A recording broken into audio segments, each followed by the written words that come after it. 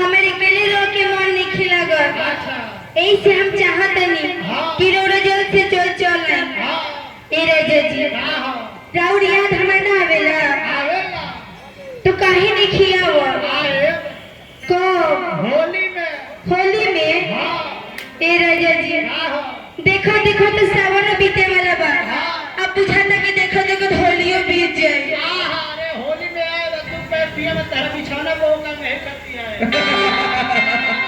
ए राजा जी जब से रोड परदेश कमाई खातिर गइल बानी हमारे केने मन नहीं खेला गन ना का मन करता ए राजा जी जब से रोड गइल बानी हमारे हाथ के कंगन खन खन करता गोड़ के पाए छन छन करता हमारा जब ड्यूटी से आई ना हां जब चोखा भारी ले हां तो हमारा मिजाज टन टन करता ए राजा जी ऐसे हम बुलावत कि जल्द से जल्द रोड चल आए। अच्छा अरे मरद के बोलावे के बात यही न बोलोई के मरद के बोलावे जाला तो तनी देह ढीला करो बोली मुलायम करो आ ऐसन शब्द से संबोधित करो जे ना गाड़ी मिले तो दिल्ली से पैदल चल जाए तनी बढ़िया से मर मिजाज तनी मुलायम करके बोलावो ए राजा जी रौरा बिना तो हमार मन नहीं खेला का जाने हम अब का करी सजल सपना हमार चूर हो गए सजल सपना हमार चूर हो गए जेकरा के अमृत समझने धतूर हो गए पता न खाता कौन कसूर हो गए जेकरा के अपना गोदी में सुता उतरने वो अजनबी से दूर हो गए। अरे बड़ी मीठ बोला तारू तो चलिए मरही धुना गई मेहरारी अपना मरद के बोलावत है बड़ी पुरान धुन है वो मगही कुछ दिन बीत गईले आर फिक्रिया के जुगिरिया की भारी भइले ना तो हमर सावन में अरे शरीरिया अरे भारी भइले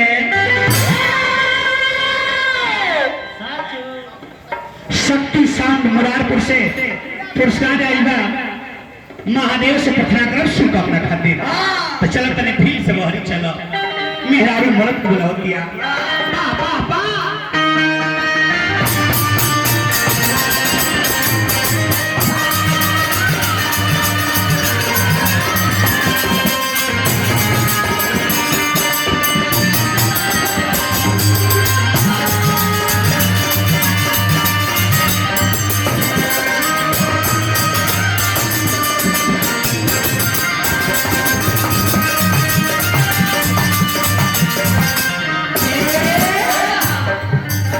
सही से बतिया देंगे काका ही सखी हमर लाग नहीं मानावा मौला नहीं के काका ही सखी हमर लाग नहीं मानावा सवानावा में ना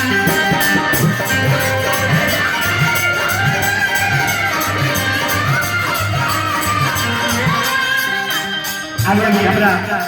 बंगरा से डॉक्टर साहब राजू डॉक्टर साहब हजार रुपया पुरस्कार से बनी शिल्हा के दे का रही जहाँ डॉक्टर साहब रही माता रानी का आशीर्वाद बना रहे महादेव का आशीर्वाद बना रहे काको ही सखी हमर लागे नहीं मानावा सवानावा में नहीं सजानावा सवानावा में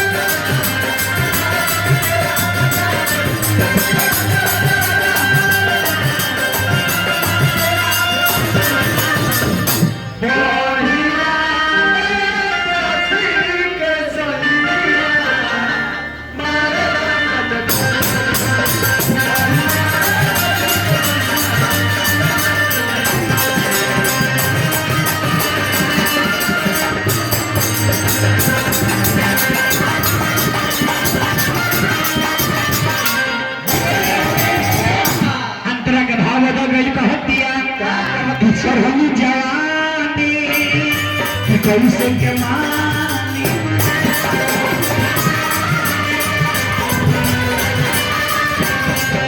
कि कर से बाही हम परेशान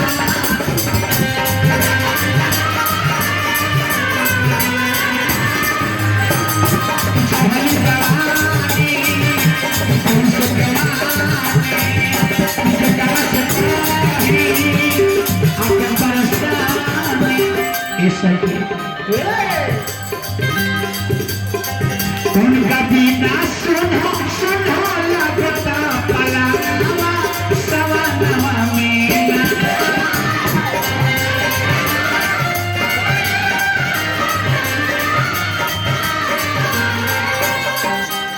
आई हमारे डीलर साहब बरैठा से नरेश राय जी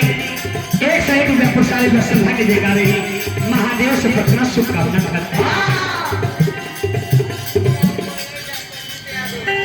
रंजीत राय बरैठा संजीत यादव पुरस्कार देने श्रद्धा की देखा रही उनका बिना सुना सुना लगता पलावा समाना में भाई कोई सजाना समाना में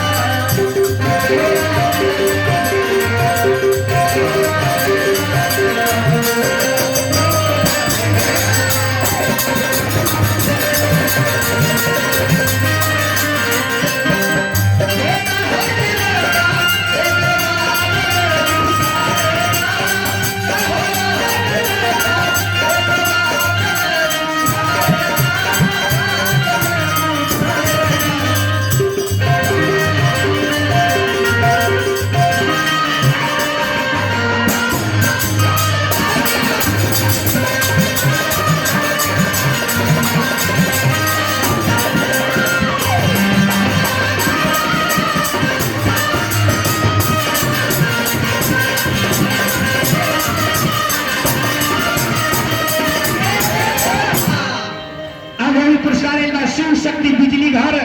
पैगम्बरपुर पोखरा प्रोप्राइटर बने हमरा संतोष जी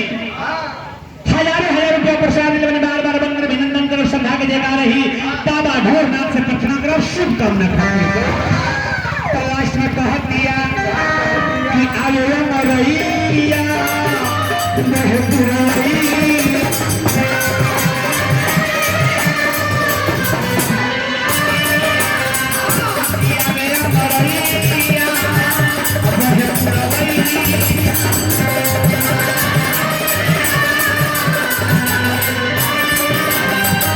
कि भैले कसैया मन के भई